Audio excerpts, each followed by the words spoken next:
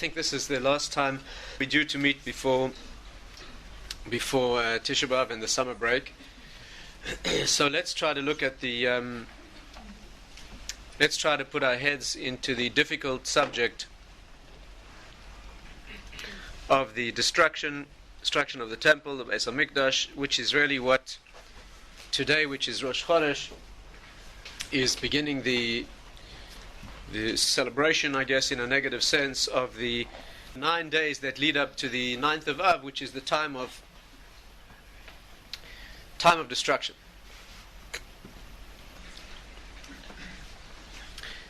We want to try to understand as best we can the subject of the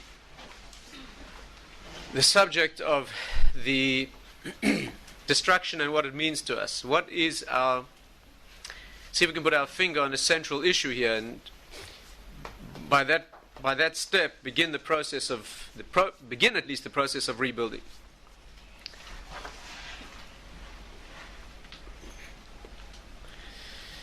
The Talmud says, the Gemara says, that when the temple was destroyed, the second temple was destroyed, there's an extremely strange incident that occurred during that destruction.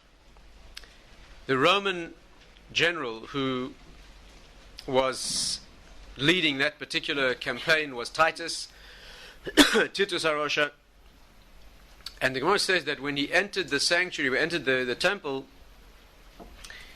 he approached the Holy of Holies, the Kodesh Kedoshim, and he put his sword through the paroches. The curtain that hangs, there's a debate in the Talmud about whether it was 1 layer thick, the curtain, or 2 layers, according to one opinion. There was 1 thickness of curtain, according to another. There were actually 2 layers of curtain. One opened on the south, and one opened on the north, so that you had to walk in and between them. That's how the Kohen Gadol walked into the Kodesh Kedoshim. There was 1 amma between them. But be that as it may, this, whatever it was, this, let's say, curtain separating the innermost zone, the innermost sanctum, the Kodesh Kedoshim, that place where the high priest, the Kohen Gadol, goes only he and only once a year in Yom Kippur, in which is contained the Aron, the Ark. Strictly speaking, the Aron was not contained in it then, because it had already been hidden, knowing that the destruction would come already before the destruction of the first temple. Yoshiyahu HaMelech, the king, Yoshiyahu, hid it in hidden underground caverns somewhere in the area of the Beis HaMikdash in Yerushalayim, and therefore the original Aron was not there. Also, the golden kruvim, the golden angels that were cast in one piece with the covering of the Aron, those original ones were not there. What was there was the 2 big ones that had been placed there by Shlomo HaMelech, King Solomon. But that Holy of Holies, that Kodesh Kedoshim, that is beyond space and time, that inner place from which all spirituality and all essence, really, the essence of all existence really emanates. You know that our sources indicate that inside that place there is no dimension of space and time. There's a transcendence in there which is, in fact, a correct understanding of that makes it almost impossible for us to understand how any human being could have walked in there. You know, the Gemara says that the world is built in concentric layers of Kedusha, concentric layers or circles, if you like, zones of sanctity, of elevation. The whole world is built on one level. Israel, land of Israel, is another level. It has a certain transcendent nature. That space there, the very notion of space there, is not the same as it is elsewhere. One indication of that is that the land will never be too small, no matter how many of her children come home. Right? It's called Eretz Tzvi. Tzvi is an animal a deer, whose skin, when removed, does not appear to be large enough to cover its body. Israel is like that, right? Like a mother's home stretches no matter how many children come home. But when you move from the outer areas of Israel to Yerushalayim, when you move into Yerushalayim, then you come to a place which is another precinct. It's another level of Kedusha. There, for example, the Gemara says that the Mishnah actually says that no one ever said that I tsarli hamakim lalun b'Yerushalayim. No one ever said that he couldn't find comfortable lodging in Yerushalayim. No matter how many people came to Yerushalayim during the pilgrim festivals, the Aliyah L'Regel, no one ever said that they couldn't find a place. It doesn't just mean, there's a deep issue here. It means that Yerushalayim is elevated. It transcends the normal rules of space. It transcends even the normal rules of space that are already transcended in the rest of Israel. And then if you move further in, if you move into the Azorah, you move into the courtyard area of the temple, when you move up another layer, so there you already get into the zone of miracles. There it says, for example, Oimdim Svofim, that people there used to stand crushed, Umishtachavim Revachim, but they used to bow down with plenty of space. There, when there came time for all the people to bow, they were standing compressed shoulder to shoulder, and yet when they had to prostrate themselves on the ground, there was plenty of room around each person. That of course is miraculous, right? People occupy the least ground space when they're standing. When they lie down, you occupy much more. And yet miraculously, when they stood, there was constraint, and when they lay down, there was space. Of course, there's another message here too, and that is when you stand on your own feet. I mean, there's a spiritual message, of course, in all of this. Not only a, let's say, a Kabbalistic idea. The message here, of course, is that when you stand on your own feet, which means the assertion of your own selfhood, so then we rub shoulders. In other words, then there's not much. You don't have much space. But when you prostrate yourself, when you bow, that means you annul who you are as an individual. Then there's no problem with conflict with others. That means in the position of humility, there's no. That's how it is. That's how it is. When you assert yourself, then there's friction with others asserting themselves. When no one is concerned with asserting themselves as an individual, independent of others, then there's space everyone. But nevertheless, that's the physical facts were like that. But when you move further in and you go to the Kodesh Kodashim, in the Holy of Holies, so to speak, there was no element of space at all. There you have, for example, it says there that the space measured from wall to wall was exactly the same space as if you measured from the Aron itself. In other words, the Aron, the Ark, the Holy Ark, had certain dimensions, and yet if you included those dimensions, or you didn't include them, right, it's called Aron, Makam Aron Enom in Amida. The place where the Aron stands has no measurement. That means you have to understand, it does not mean, it means you could fit it inside and it occupied no space. And do not think for a moment that it means that the building stretched or that the Aron shrank. It doesn't mean that. If the Aron would have shrank less than its halachic measurements, it would have been invalid. Right? It could not shrink. It had to be its standard measurement. If, however, the building, the room expanded, it would also be invalid. Because the measurements of the temple are very, very specific. They have to be exactly what they have to be. So you have this contradiction in terms. You have this room, this sanctum, which has particular measurements, and inside is an Aron, an object which has its measurements. You put that inside the other, and it takes no space. And the reason is because here you stand at the center of the universe, where space itself is being created. In fact, the Mishnah says that when the Aron was taken away, what was left there was a stone raised only 3 fingers above the ground, which is known as the Even Shasir. Even Shasir means the rock of formation. Today, you know where that rock is. You know where that rock is today. You know what stands above it today. Nevertheless, that's where it is. That is the stone which was the Even Shasir, the rock on which the world, the expansion of space began, in fact begins there. Also the rock on which Isaac, Yitzchak, was sacrificed. Right? This is the place where space itself comes into existence, and therefore at that place of junction between the world that is beyond space and time and the world of space and time, the rules there don't apply. Just like in the first 6 days of creation. The rules of nature don't apply in those 6 days, because those are the 6 days during which the rules come into formation. And you can't apply the rules of a system back in the phase when the rules themselves were being formed. Similarly, in the zone of creation where space begins to be formed, so there you have space being formed, but it's not subject to the rules of space. Into that inner place, which is completely transcendent, which is beyond this world, the only place in which the name, the divine name, can be pronounced openly in this world. That name cannot be said in this world because it's a name that is beyond the world. It is a name that indicates. It is the name of a world that is not this world. That's why we never say that word. We never say that word with our mouths. Whenever we come across that word and it needs to be said, we transpose another word for it, right? Instead of saying Yud Kei Vav Kei, we never pronounce that word. We say Adoi, right? We say the name Adnus. We don't say Yud Kei Vav Kei. We read it with our eyes, but we don't pronounce that word. And the reason is because that is the name of a world that is not this world. And if it would be said in this world, it would be brought down and compressed and distorted and constrained by the dimensions of this world. And so we don't say it. The mind can hold it because the mind is capable. There's an inner zone in the mind, which is exactly what I'd like to try and discuss this evening. There's an inner zone in the mind where that can live. But the mouth, which is a physical organ, which must say a finite word in the world, that word cannot be said. It would be a distortion and it would be a misrepresentation of what that word means to say it in the world. But there's one place in the world where it can be said, inside the Kodesh Kodashim. Because that place is a place of another world. That is a place which is beyond time and space. That is the Kodesh Kodashim. Now when the temple was destroyed and the Kedusha left, so in sacking the Beis HaMikdash, before they set fire to it, he ran in and he put his sword through the parechis. In other words, first of all, let's just say a word of introduction here. You have to understand that these people we're not discussing fools and inconsequential people. We're talking about a man who knew that the battle against the Jews is a spiritual battle. He may have manifested that battle. The manifestation of that battle was, no doubt, no question, was a physical battle. There was an attack and there was a sacking of the city and there was a burning of the Beis HaMikdash. But in fact, the battle was a spiritual battle. The Gemara says there that kimchat chinas tachan. That means you ground wheat. That means when he sacked the Beis HaMikdash, the expression there, the Talmudic expression is that he was grinding wheat that had already been ground. In other words, since the spirituality had left, he was able to destroy the building. That building is not subject to being destroyed.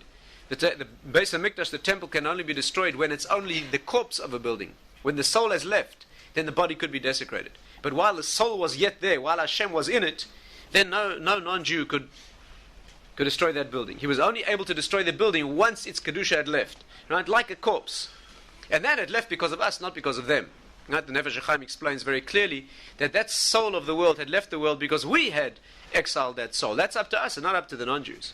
But the non-Jews can come in and find no defenses when we've done that. And then he was able to come in and he was dealing with an empty building, a building that was was already in its mode of spiritual destruction. All that remained was the stones and the wood. And he was coming in to grind wheat that, unknown to him, in fact, had already been ground by us. That's the expression. Nevertheless, in that act of destruction, which he knew was a spiritual battle, on the contrary, the Gemara says that the discussion he went through beforehand sounds bizarre to us. But he said, how am I going to destroy these people? These people are protected by the divine, by Hashem himself. And one does not destroy the Jewish people unless you deal with their source. And he made a whole plan. If I deal with him, if I battle with the spiritual source in the medium of water, on the ocean, he'll beat me. Because he destroyed the Egyptians in the ocean. I have to deal with him on the land. And a whole battle, a plan, strategy, how he was going to deal, not with the Jewish people, but with our patron, as it were, right? Our spiritual source. So there's no question that he understood that this was a spiritual issue. You don't destroy the Jewish people by plotting against them strategically when the source of all existence is behind us.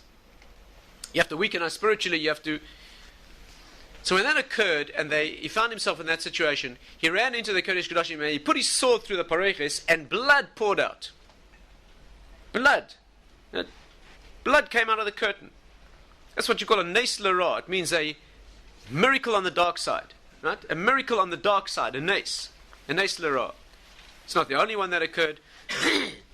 Another one that occurred was that the two golden angels, the two golden kruvim, which were male and female in their form, and ideally should have been embracing, because that inner sanctum is the place of intimate meeting. That is the place of intimate meeting of Hashem and us, the ultimate husband, the ultimate wife in the world, the ultimate form of man and woman, is the divine source, as it were, and the ultimate human reflection of that source, which is the Jewish people, that ultimate bride. That is the place of their meeting. That's why the temple is called Asra de Nashki, Shmai of Aradat, place where heaven and earth kiss. Right? That metaphor is chosen carefully. It's because there's a place of intimate contact. That's what it is. And these two golden kruvim, they would miraculously embrace each other, turn towards each other when our relationship with Hashem was the way it should be, although they were inanimate objects. And when our relationship with Him was not the way it should be, they would turn away. And when the Jewish people used to come, Aliyah L'Regel, there was a lifting of the curtain. They could see in what situation our relationship was, like an indicator of our relationship. And at that moment of destruction, when the Romans destroyed the building, they took these two golden kruvim and they dragged them in the streets. In order to humiliate the Jewish people, right, and make that destruction complete, they paraded those images in the street, and of course at that time they were embracing. They were locked in an embrace. The Romans used it for even more negativity. They said, look what the Jews have in their holiest sanctum, look what they have. They have here an image of male and female, right, in contact. That's what Nevertheless, the question we have to deal with is why they were at that time locked in an embrace. Surely there's no greater time of distance between Hashem and us. On the contrary, the Medrash says that our closeness with Hashem was never greater than during our time in the desert. When we marched through the desert, there the Medrash says, the beautiful image of man and woman in a perfect marriage, there the Medrash puts it like this. It says, when our love was strong, we lay together on the blade of a knife. Meaning that in the Mishkan, that place of meeting of the Jewish people and Hashem during our years in the desert, there was the closeness between a newly wed couple, as it were, where no matter how closely they are confined, right, it's not a problem. It's not a problem. The marriage is young, and that's ideal. So we lay together on the blade of a knife. But later, when the Medrash says we went into Israel, there already it's a natural land. It's not only a spiritual relationship, it's also a relationship of natural effort in tilling the land and so forth. That introduces a level of decreased intensity. Then it says a bed of 60 cubits was already too small, right? Which means that this couple, the marriage is not what it once was, and there's a distance. And finally, in this phase of the world's history, the second temple, of course, was twice the size of the first, as we're going down in the generations and we need more. That small constraint where the intensity is greatest is no longer there. And finally, when the second temple was destroyed, the expression that's used there in the Medrash is HaShamayim Kisi Va'aretz Hadam Raglai. The heavens are my throne and the earth is my footstool. In other words, now the separation is not a knife blade and it's not a bed of 60 amas. It is now a heaven and earth separation. And that is the situation of explosive division, which is what we find ourselves in. Despite that, at that moment of explosion where the parties are being, as it were, banished from each other, at that moment the golden kruvim were embracing. Right? That was also a miraculous revelation. What does it mean? It's not directly our subject. But what it means is that what it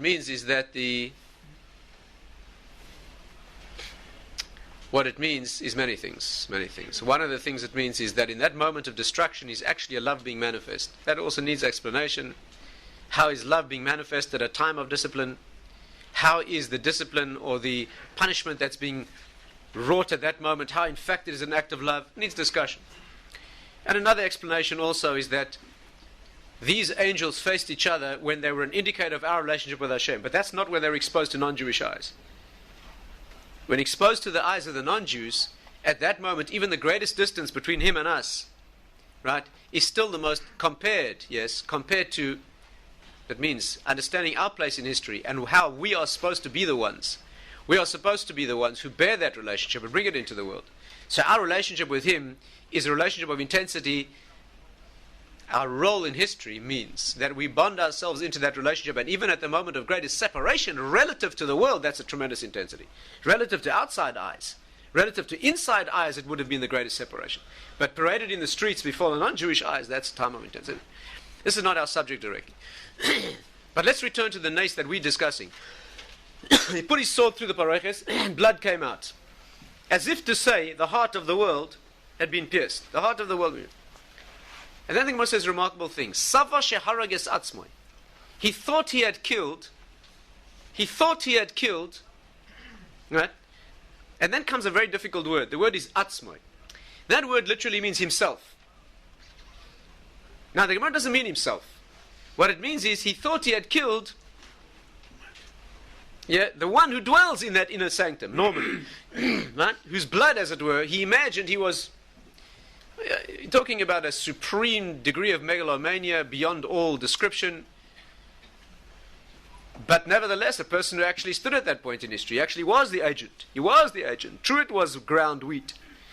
And true, it was a dead lion that was slain, as the sources put it. It was a lion that had already been. But nevertheless, he was the one who did that. And he thought that he had killed. How could you assume such a thing? How could you imagine that you could kill the source of existence itself? So if you have a big enough opinion of yourself, big enough, then you could think that. But what we need to focus on is a particular angle here, nuance in that expression. When the expression is used, Sava Shaharagas Atzmoi, he thought he had killed himself. The meaning there's a dual meaning. The simple meaning is that we cannot, there's certain things the mouth cannot utter. And when we need to say things like that, the Torah expression is to employ a euphemism. Employ euphemism. There are times in the Talmud, for example, where a discussion is taking place between two people, and there's the second person is being used. You, and you, and you, and you. Then there comes in the moment when one utters a curse. Right? But instead of saying you in the term of the curse, the Talmud suddenly switches into the third person. Because we don't even wish to utter from our mouths a statement as if one is saying to another. So we employ euphemism. Another classic example would be sometimes when the Talmud talks about events that should have caused the ultimate destruction of the Jewish people. So there the expression is it would have been chayev, that means obligated, soineim shel Yisrael klal. That means the enemies of the Jewish people would have deserved destruction. It doesn't mean the enemies, it means us. But how can you say that from your mouth? Talk about the destruction of... And therefore we substitute a term which is the opposite of what we mean. Right? Opposite of what we mean. The classic expression of the Talmud is called Sagi Nahor. Sagi Nahor means, it's referring to a person who cannot see, and Sagi Nahor means plenty of light. Much light. Right? For a person who is in darkness. So the simple explanation here is, you cannot utter from your mouth the expression that he thought he had killed, right, the one whom you cannot say. So therefore we substitute the word Savash Harages Atzmo himself. That's the simple explanation. But there's something much deeper here, much deeper. And that is that all these words of Torah, they must be deeply true. These are not simply, we do not employ a word that is euphemistic reference to something which in fact indicates the opposite. At some level it has its own truth. What does it mean that there was a killing of the self? What does that mean? What does that mean? So let's try and put our heads into this difficult subject, very difficult subject, but and the reason it is difficult as it is because we are in a situation of destruction. So this energy, this thing that we need to understand is beyond us. The real mourning here should be for the fact that we're not even capable of mourning. Because that which is left, we're so out of touch with it, we don't even know we've lost it. That's the cause of real sadness. On the contrary, all the sources say that the only hope of the rebuilding of Yerushalayim, if there's someone around to mourn, the only rejoicing, if you want to rejoice in the rebuilding, the only kind of person who can rejoice in the reconvening of a relationship is one who felt the loss of the relationship when it disappeared in the first place. Right? If in a deep, intimate relationship, a person is lost. So the one who shared that relationship mourns intensely. Someone who's not related to that person may, shed an occasional tear. And someone who doesn't even know the person, not even... So when the person comes back after many years separation, so the ecstasy is felt by the one who had the loss. The person who shed a tear may, evince a smile. And the person who never knew that they left in the first place, completely unmoved when they return. Right? That's why it says, rejoice all those who mourn for Yerushalayim. And we are in the really unenviable situation of not even being able to mourn. We are like that person who doesn't even know, didn't even notice when it left. And the reason is because of this particular problem. So let's try and put our heads into this. What does it mean, death of the self? Because you and I, we live in a post-death of the self world. That's our problem. I'm sorry to have to tell you this. But we live in a world, we are not alive anymore. We have the most important faculty that we have in the mind is no longer with us. Right? Our minds have become sophisticated calculators. Our minds have become calculators. Inner knowledge, real knowledge, that knowledge which our deep sources called atzmoi, that means you yourself, we're not in touch with. The real destruction here, you have to understand this, the real destruction of the Beis HaMikdash, the destruction of the temple means that at that moment, the atzmius of the world, that means the etzem, the essence, the spiritual essence of the world leaves it. And when that essence leaves the world, yours leaves you. The real truth is, it leaves because yours is left. It's because we don't have that inner faculty of knowledge, that the world doesn't have that spiritual essence. If we came to our senses, and we understood what it really means to know things, right? If we really knew what needs to be known, and we knew it with our being, with our atzmius, that means that would be a rebuilding in itself. What is this faculty of knowledge? What is meant by this? Let's try to in a very clumsy and almost impossible way, but let's at least begin to follow the trail of what it is that's gone missing.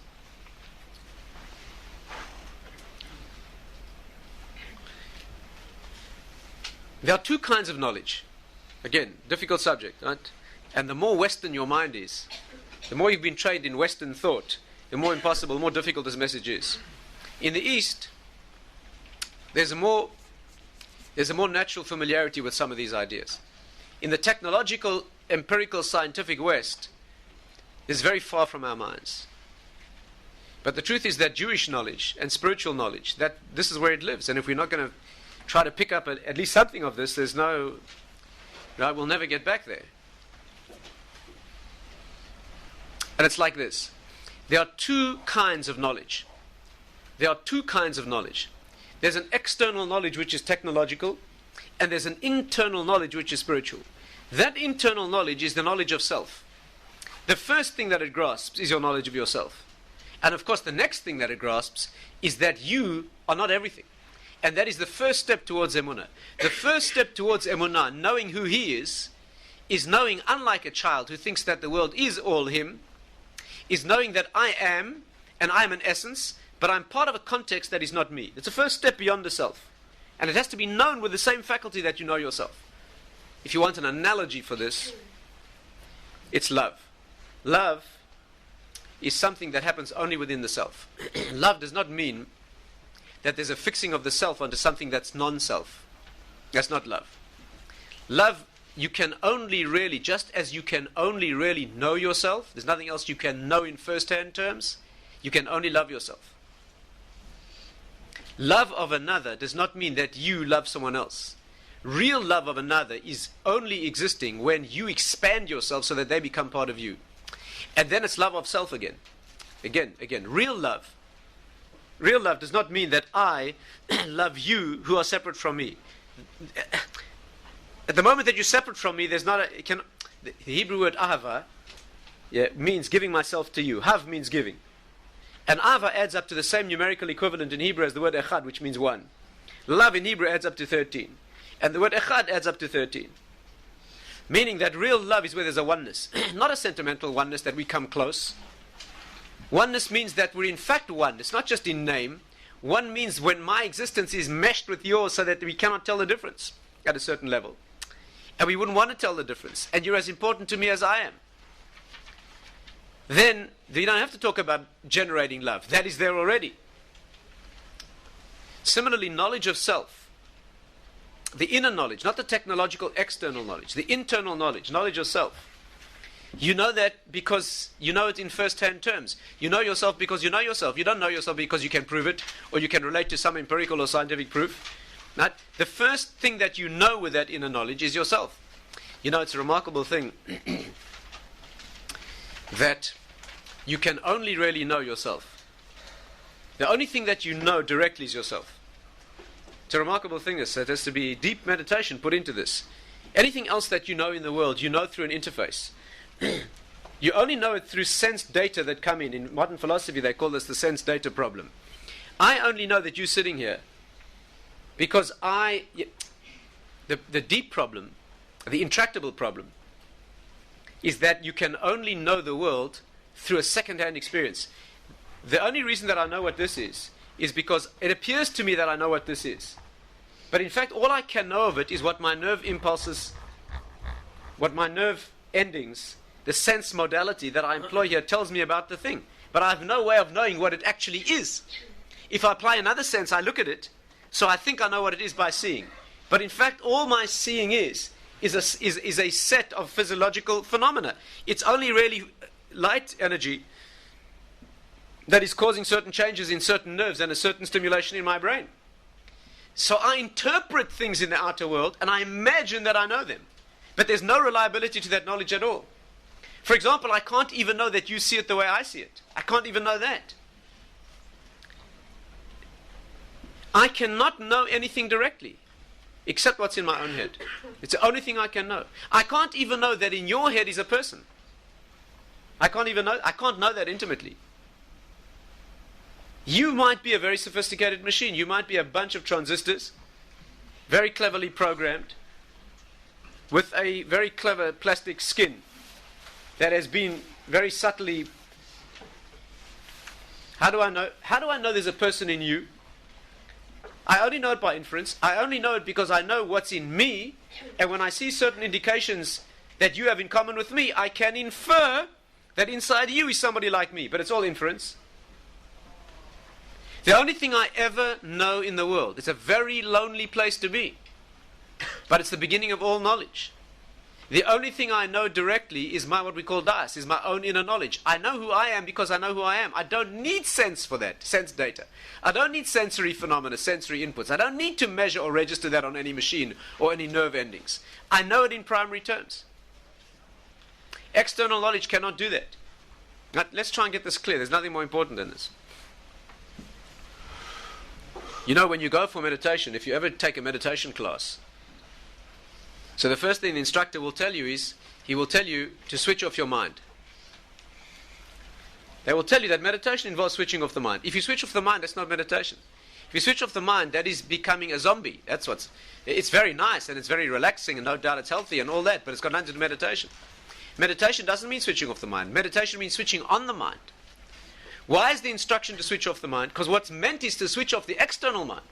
The mind that you can control, the mind that is always searching and seeking to prove and to measure that mind can be switched off. And if that mind is effectively switched off, then the inner mind, the real mind, the part of the mind that really knows, can flourish.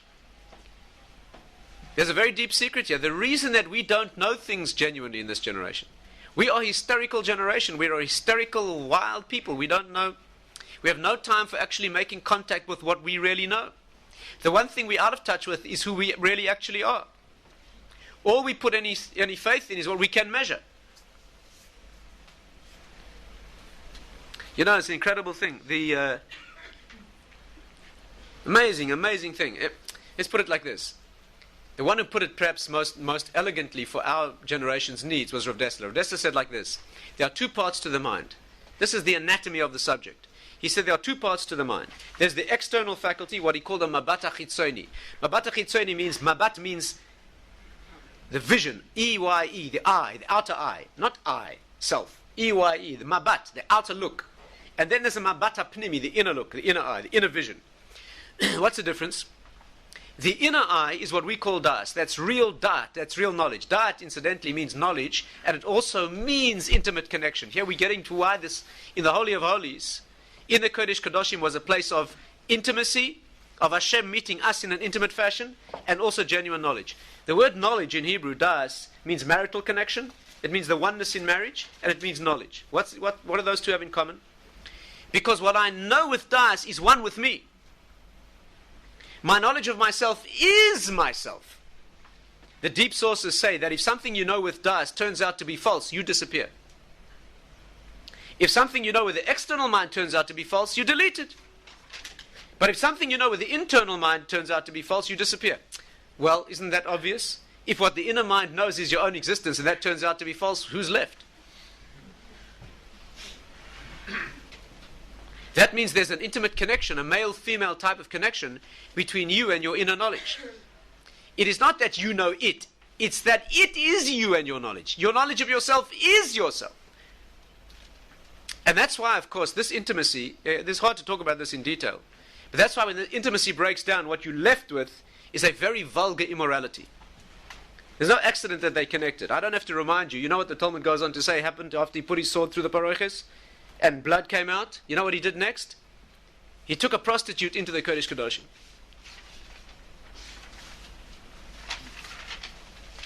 You understand? That is the ultimate travesty of the purity that should be manifest there. Right? He knew exactly what he was doing. It's no accident that Egypt, which is where we began, is the place of no spiritual knowledge. Mitzrayim is the place. Mitzrayim spells Meitzar Yam, the squeezing of the 50th. That means a place where there's a constraint of that which is transcendent knowledge. The 50th level is always the level, what's called Em Habonim, it's called the ultimate mother, it's the level of connection with the Das. Egypt is the place where they have none of that. Instead of looking up to the heavens for rain, Egypt, unlike Israel, where there's only rain, and you have to look up for it, Mitzrayim is a place where it says, Vishkikta baraglecha kegana yarak. You irrigate the land like a verdant garden with your feet. That means the Nile rises. You don't ever have to look up to the heavens in Egypt. You always look down to the Nile. Right? Disconnection from the spiritual world. Egypt is a place where there's disconnection from spiritual wisdom, and it happens to be that place on earth of the worst sensual immorality. Right? What's called Ervas Haaretz. What do those two have to do in common? But that's everything. They have everything to do in common. That's all that's left. You see our generation? You look out at our generation. Would you say it's a generation of spiritual wisdom and great sensual control and morality? Is that what you'd say? That's your assessment?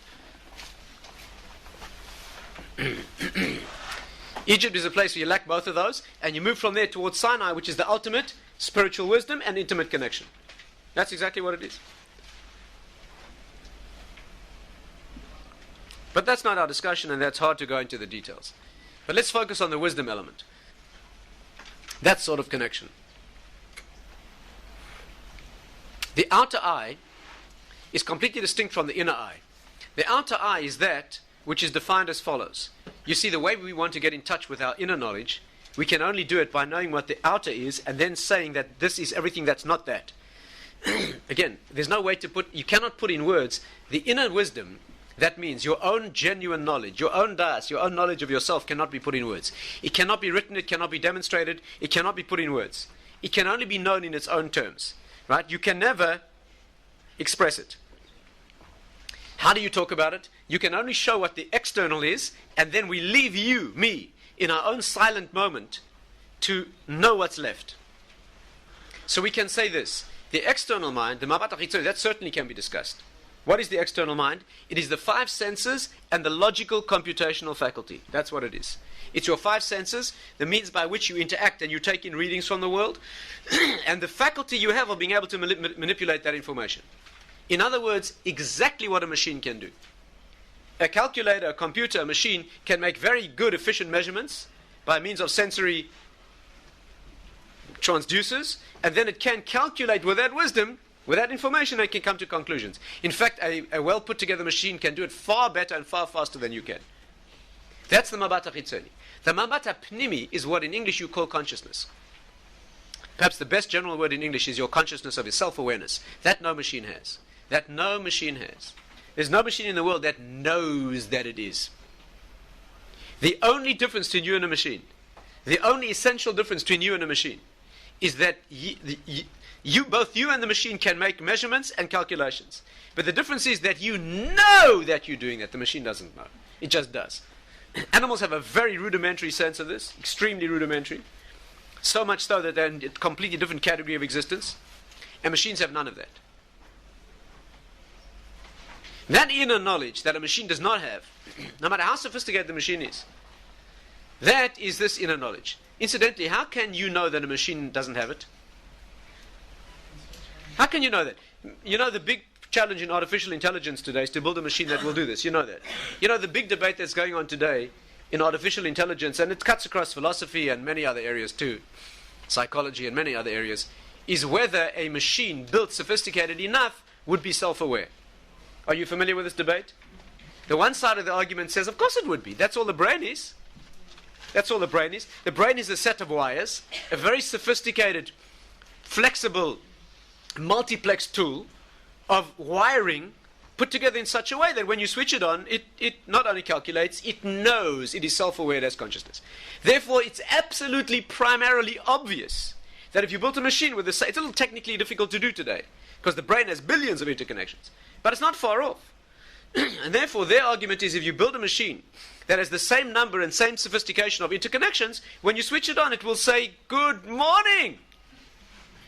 And if you say, "Do you know what you're saying?" the machine would say, "Definitely." Because the brain is a machine. Therefore, it's absolutely obvious, fundamentally, that if you built a machine with the same... The other school, that's called the strong AI position. The other school says to them, "You fellows are raving.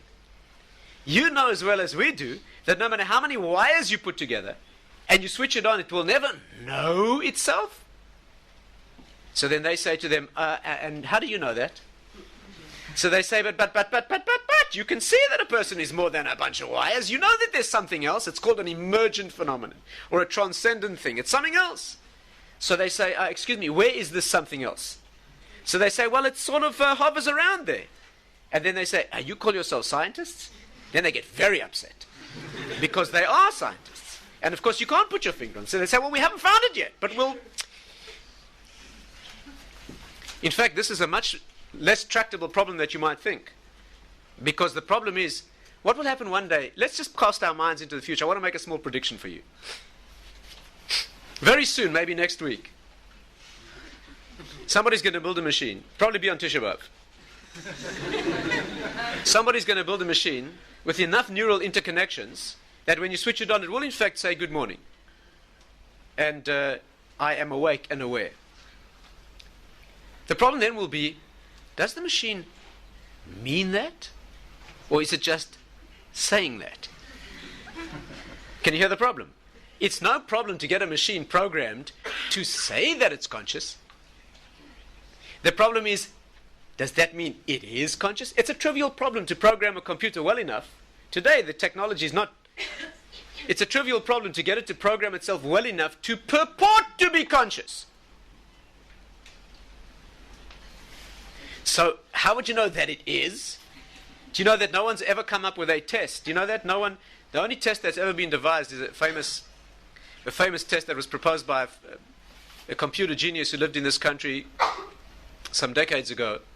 And his proposal, which has never been bettered, is that the way you perform the test is you put the machine behind a screen so that I cannot see it, and you give me a way of interacting with the computer, a keyboard and a screen, it doesn't matter what, and you let me interact with the computer.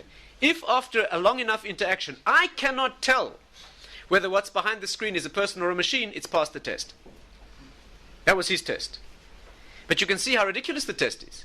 Because all you need to do is have a machine observe a person long enough and have sophisticated enough programming that it could give all the answers that a human's supposed to give. On the contrary, it's easier to simulate a human because humans get things wrong too. All you have to do is get it to refuse to answer a few questions, give a few nasty answers, make a few Freudian slips. There's no problem.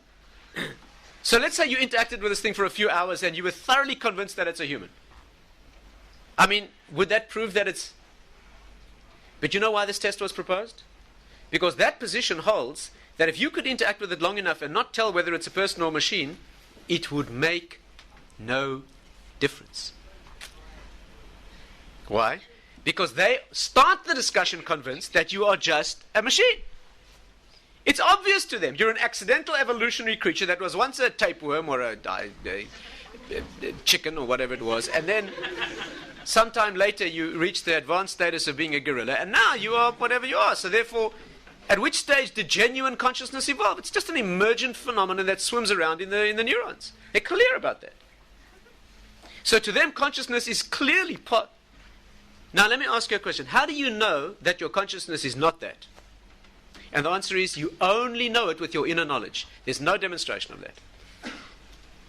The painful and difficult news is, you have to swallow this, the painful and difficult news is that all the most important things in life, and the one we want to talk about is faith, knowledge of Hashem's existence, are only known in the inner mind.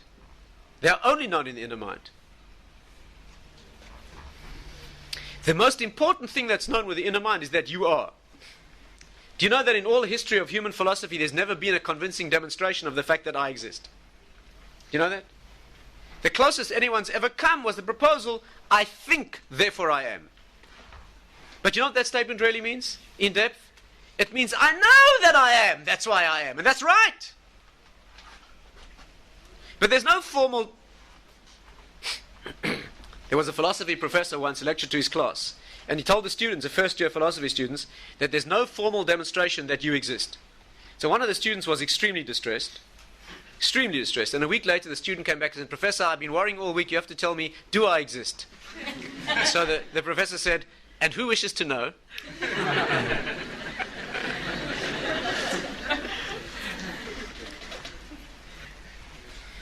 There's no demonstration that you exist. You either know it or you don't. And if you don't know it, you're in very big trouble. Very, very big psychological trouble. If you have doubts about your existence, you're in big trouble. It's that which you know in primary terms. It doesn't need proof. But it's the only thing you know directly. It's the only thing you know through no sensory experience. If you were put in a place deprived of all sensory input, if you couldn't feel, see, taste, touch, hear, do you think you wouldn't know that you exist?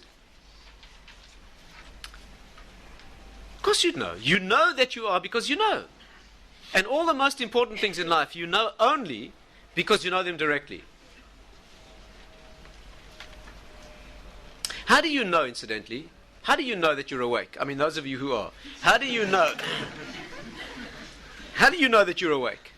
It's a serious question, this. Think about it for a moment. Close your eyes and ask yourself, am I awake or dreaming? If you decide that you're awake, let me ask you a question. How do you know that you're awake right now? Well, if you tell me, well, I know I'm awake. One moment. When you dream, you also think you're awake. When you dream, right? Not the kind of dream where you're aware you're dreaming. You have that also sometimes. But in a dream where you think that you're awake. On the contrary, the reason that you're so terrified in that sort of a dream, right? You can go through dreams in which you can experience abject terror. The reason that you're that terrified is because you're convinced if you knew you were sleeping, you wouldn't be terrified. So when you were dreaming, you were convinced that you were awake. Now that you're awake, you know that you're awake. So excuse me, how do you know you're awake now? Let me ask you a question. Do you know you're awake? Yeah. How do you know? The answer is, when you go through a dream, in that experience you're awake and you're absolutely terrified, you're about to be torn limb from limb, whatever it is, and suddenly at the critical moment you sit up in bed shaking and sweating and you say to yourself, thank God, Baruch Hashem, that was only a dream. And now I'm awake. Are you sure? How can you be sure? The answer is because your das, your consciousness, your inner knowledge of self tells you those things about yourself. It tells you that you are, that you're alive, that you're awake. It also tells you that you're human and not an animal. How do you know that it's different to kill a person than killing an animal? How do you know that? You cannot know it with your external mind. If you start analyzing it logically, externally, it's a very thin line. There's no way you can prove to yourself that you're awake, because any of the proofs that you could sense now, you could be dreaming too. There is no proof. The inner knowledge things, the things that you know with your das, with your inner knowledge, with your mabata pnimi, you only know them in first level terms, first-hand terms. They're not amenable to external demonstration. How do you know you're Jewish? Think about that. How do you know you're Jewish? Is it a pure historical input? How do you know you're a man? Or a woman? Inwardly. How do you know that? How do you know you have free choice? How do you know that when you stand agonizing about a decision that you could go either way? The scientist doesn't necessarily accept that. The formal scientific approach might well be that you're just acting out the constellation. All that the constellation of all your inputs generates is that particular output. Even the fact that you think about it and worry about it, it's all conditioned. You can never convince the scientist who takes that argument, takes that position. You can never convince. You either know it or you don't. And when you get to transcendent phenomena like infinity, or the infinitesimal that we call the present, you can only know that with the das. You know the present scientifically there's no meaning to that. You know that? The concept of the present, the concept of now. Let me ask you a question. When do you live? In the past, the present, or the future? In the present, there's no question.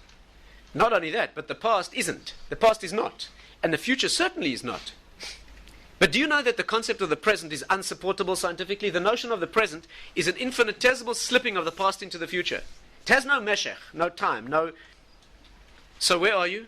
Where are you? In rigorously scientific terms, it's a very difficult concept to deal with. But your inner mind has no problem with it. These two, the inner and the outer faculty, are locked in battle. They are opposite modes of knowledge. They meet and focus on the same issues from different perspectives, and they cannot be brought into direct contact. Rabbi Dessler put it very beautifully, and this is worth remembering. He said that the mabata chitzoni, the outer eye, is like a camera. A camera can take a picture of anything in the world except the camera. Every time you try and get that outer logical measuring faculty to look at the inner mind, it snaps. You have to break the camera to do that. And the problem with our minds is we want to access that very precious inner zone of our own knowledge of ourselves and our knowledge of Hashem. But the only way we've been taught to do it is with the external mind. And it keeps breaking and we'll never find a proof. And that's the truth. There is no proof. You never find it. Because the external mind cannot look inwardly. You can't turn that camera around and take a picture of the inside of the camera. You can't do that. That has to be approached on its own terms. Incidentally, when you go to a seminar where they prove to you that God exists, you go to one of these seminars where they prove to you with all these scientific demonstrations that Hashem exists, and some people walk out of there totally bamboozled and absolutely fanatically, cultishly, fiendishly religious. That is not a genuine experience. What those proofs do is, they're very important in bringing you to a logical position where you acknowledge that what you're familiar with is not all that there is. That is a perfectly kosher enterprise. All our great authorities do that. They all engage in what we call chakiris, logical examinations from a purely empirical scientific perspective of whether God exists or not. It's a perfectly legitimate exercise. But all you can ever do, should never misunderstand, all you can ever do with that exercise is demonstrate to yourself that the world as an independent, random proposition is very hard to support. That's all. Which leads you to the position that it's very likely that there's something out there. But what that something is out there, you cannot approach except in its own terms. The only place that knowledge of Hashem exists is in that same inner faculty where you know that you are. And that is the secret reason why one of the divine names is the word Ani. The word Ani in Hebrew means I, and it's one of the divine names. What does that mean? It means that the beginning of consciousness of Hashem, of God consciousness, the beginning of that faculty begins in the same place that the word I, in its deepest sense. Can you begin to get a feel for what it means that he put his sword through the paroches and it says, Sava sheharages atzmoi? That means the I of the world, the sense of I, of what it is to know my own existence.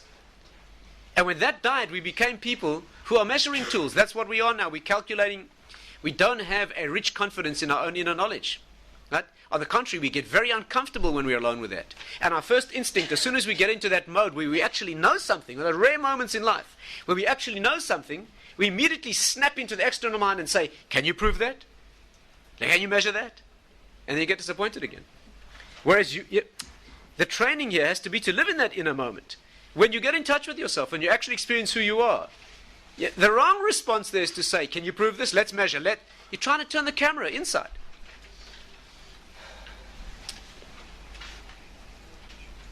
You know, I give you a remarkable example. The Gemara says that nowadays prophecy lives in only 3 places. Just choosing an example. It's a lengthy discussion.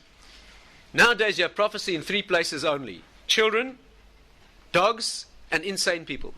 That's where you now have vestiges of prophecy, right? Children, too young to speak. Animals in general.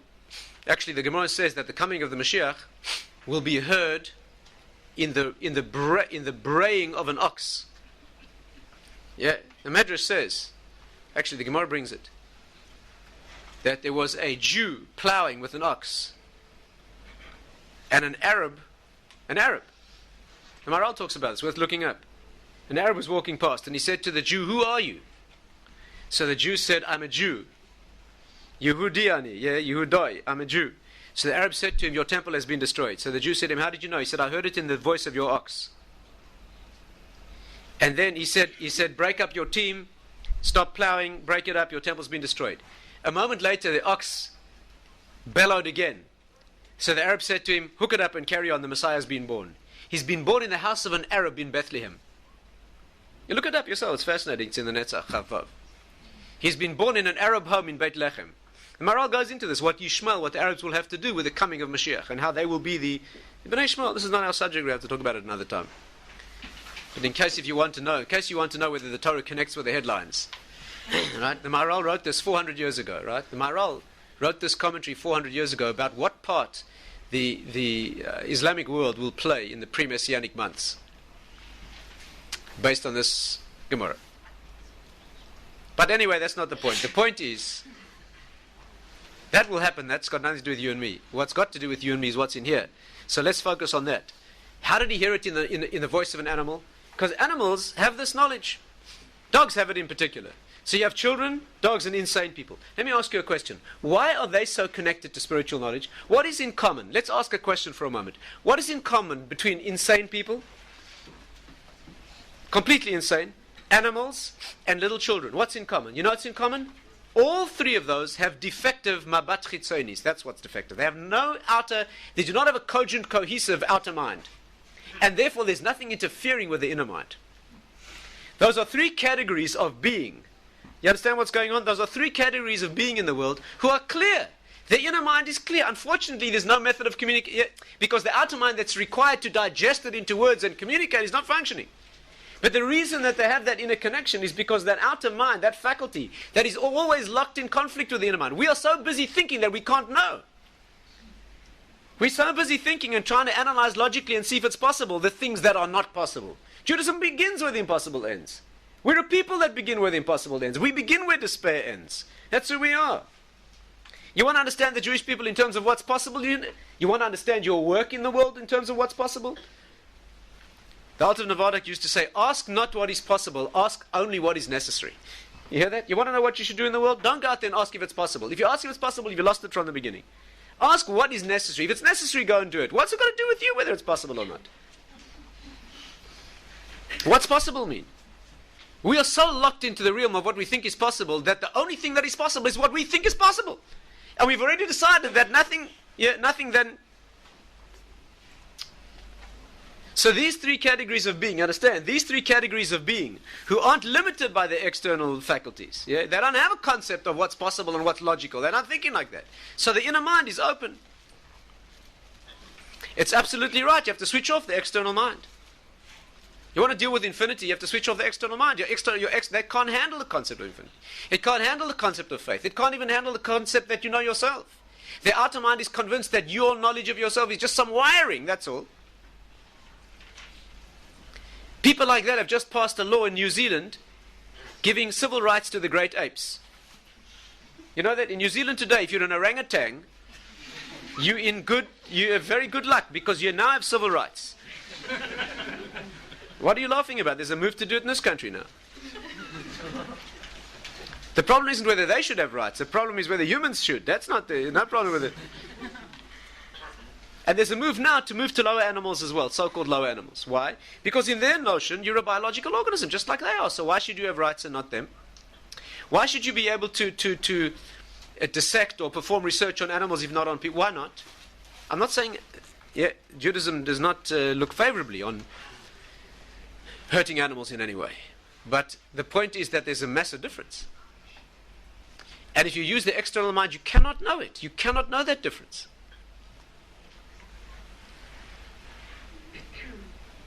The Churban Habayis, the real destruction of the temple, is a destruction of the tool itself. The tool that is known, first of all, to make contact with who I am. You can't move without that. Once I have a healthy grasp of who I am, in a common sense, first-hand, primary knowledge way, if you can't do that, there's no discussion. There can be no discussion of anything beyond that. We're not trained that way. In Western thinking, we get very uncomfortable. You mean I have to know that without any recourse to proofs? It's the only thing you can know. How can you develop this knowledge? How can you fight against the external world? The truth is that when you click into this, it's so obvious. Anyone who's had any experience with this, anybody who's psychologically basically more or less normal, halfway normal, when what is being discussed here is for a moment grasped, it is so obvious and so easy and so simple.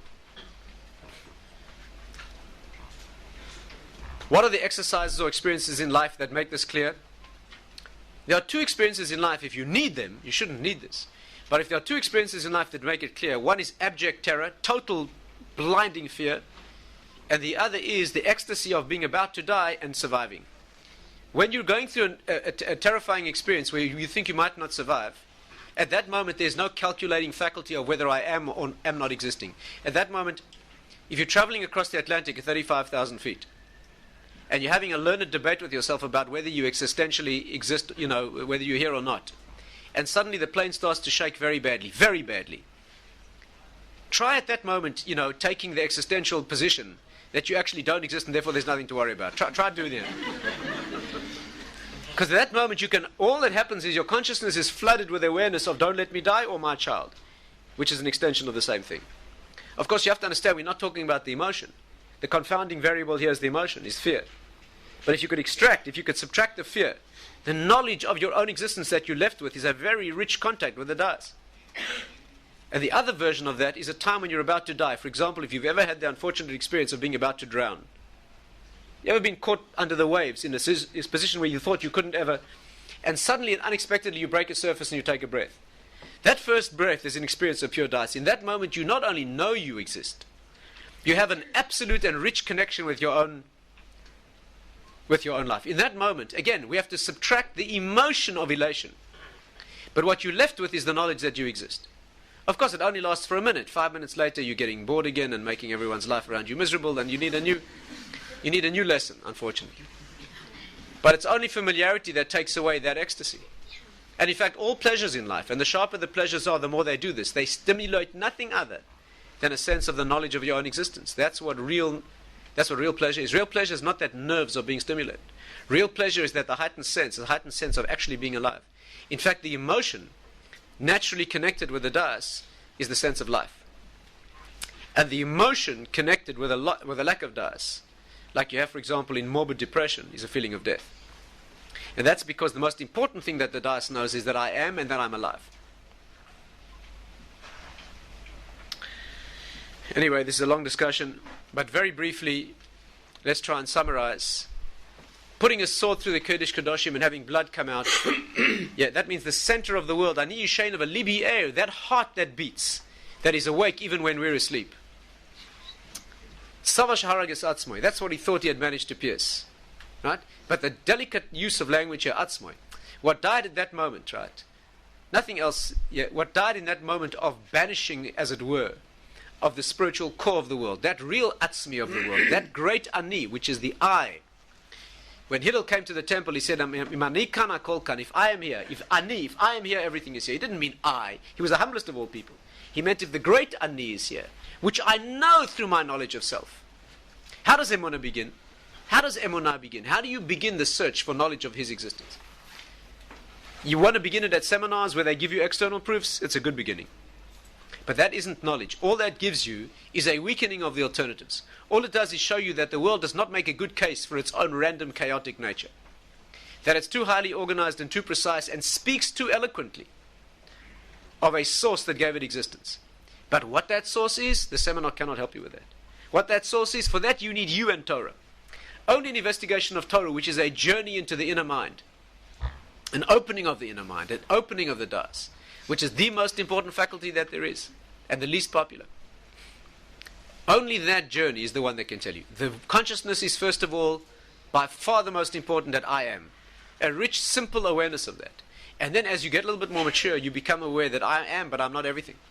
I'm part of a greater context. And that context has no limits. And the source of that context, of which I am part, and with which I identify, that's what we mean by the beginning and discovery of what Hashem is.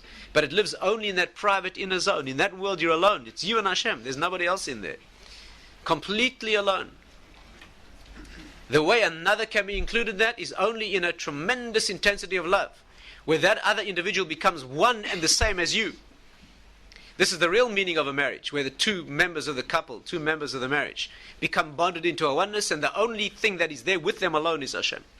Yeah, that's what man and woman generate together. It's that knowledge of Kedusha. It's in that inner sanctum of purity, where two of them connect correctly, not in that non-Jew's way, right? That he tried to demonstrate the breach of this idea. It's in that inner sanctum where the real Kedusha is generated, where two really become one, right? Where there's a sudden and amazing discovery that those two, having become one, are actually three. And that three is really the same one. And in that inner marriage, in the private mind, your own mind, which has to be you and your knowledge of yourself, there's also that silent third, which actually deep investigation shows is not the third, but the first. There are no words for these things. There are no words for these things. There's a meditational journey. That's what it has to be. The external mind has to be disciplined. It has to be developed. It has to be developed and disciplined. And it has to be used carefully to shine itself upon those things that can be experienced without. Your camera has a very useful tool. Camera is used for things that the camera can take pictures of. But when the camera is being skillfully used, the user has to be aware that there's something that can't be pictured. There has to be used another tool for that. And the tool that knows that is the thing itself. So perhaps what we can think about working towards in these 9 days is a journey that moves towards a point where there can be at least a little genuine mourning for something that we don't have anymore. You have to generate the emotion of being able to mourn for something that you lack, not even knowing that you lack it. But if we can do that, if we can generate a little bit of the pain that brings the awareness of the fact that there's a hollow echo where the mind should be. There's a hollow echo where a Jew's mind should be, unfortunately. Right? There's very little of that left, just a vestige. There's hardly left the knowledge of my own existence without recourse to proofs and crutches and supports and an external world of busy noise and media telling me that I'm around. There has to be a silencing of all that.